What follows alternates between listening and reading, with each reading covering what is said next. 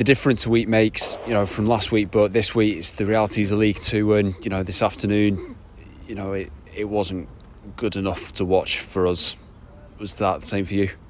Attitude was poor from the start. If we stay humble and we do the basics right and we listen and we try and take out onto the pitch what we've worked on, then we're an okay team. We're all right. We'll pick up results in this league. But when players decide to just drift off and do whatever they want to do, then that's what we got served up. How frustrating is that to prepare for the game, and then second minute long throw? We know that's what Cheltenham are going to bring, and we're chasing the game from there. How disappointing as a manager are you? Since I've been at this club, I've never watched a warm up because it's not. I'm obviously got things to do while the warm up's being taken place. So I've never watched our warm up. I watched it today because the changing rooms, obviously they've moved them, so you can see the warm up. Our warm up, I'm not happy with at all, because I spoke to Warren Joyce when he came and I said, listen, if the game was decided in the warm up, we're already beat. It was a shambles, the warm up. So I'll be looking into that. Their warm up was intent, professional, on the front foot. They looked focused, and our lads are traipsing around the pitch, warming up. Not much. Visually, it didn't look good. I didn't like it. And then the game started off pretty much as what I've seen in the warm-up. You made the changes at the break and we had the goal disallowed. Were you a bit more encouraged by what you saw in the second half?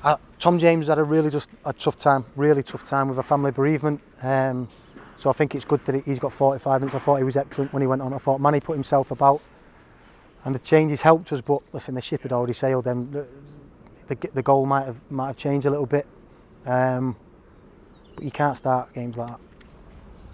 And just because it is the stat out there, goals are a bit difficult to come by at the moment. Is it one of those spells that you're hoping that we're going to come out of sooner rather than later?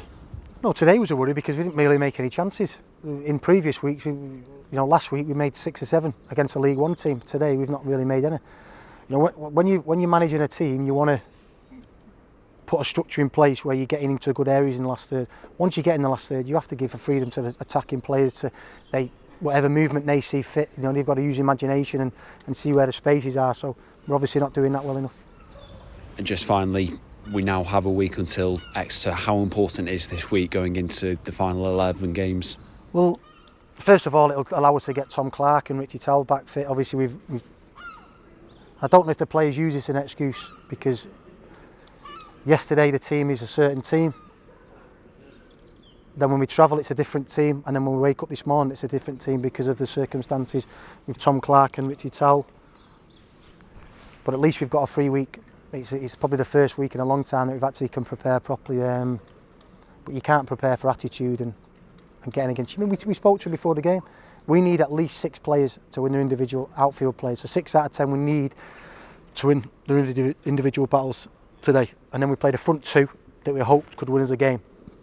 We didn't win individual battles, and the front 2, you see their front 2, they're working every time the ball goes up to them, they're getting hold of it, they're bringing people into play, they're running channels, and we just never match their work rate and enthusiasm.